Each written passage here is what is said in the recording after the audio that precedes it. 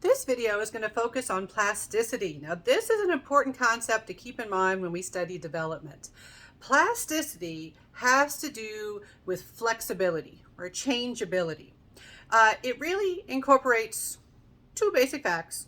All right, so first of all, people can change over time. Well, yeah, we're studying development. Development is the study of change.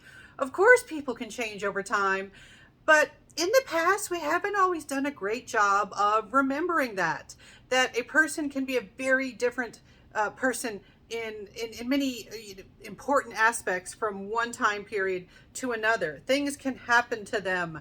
Their body can physically change. Their thinking can change to bring on vast differences.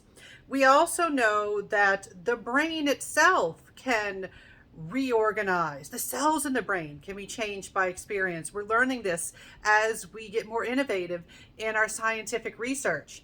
And so we are starting to recognize that when we study development, we have to remember the flexibility, the opportunity for change, that people are really on a path, that they have potential to look different than they look, in this given moment. And another important component of plasticity is that new behavior depends on what's already happened. Your future is important, but also your past.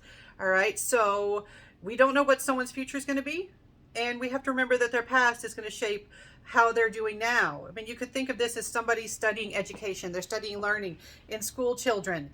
If you want to know why a student is struggling or doing really well with a particular subject, one thing that's important is, well, what are their past educational experiences?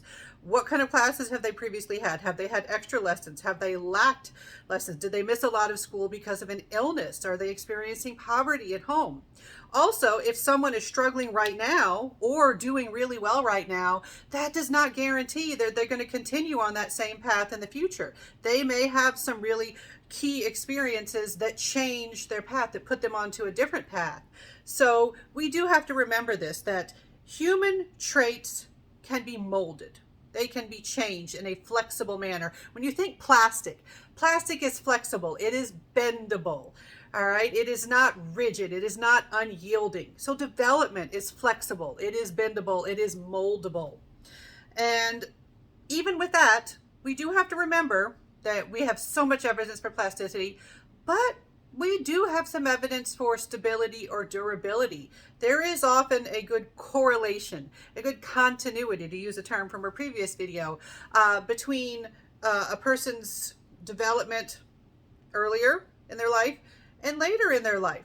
All right. So when we talk about plasticity, we are talking about the potential for change, but also the fact that we often do have a lot of stability. To do quality research in development, we have to keep in mind that neither of those are guaranteed.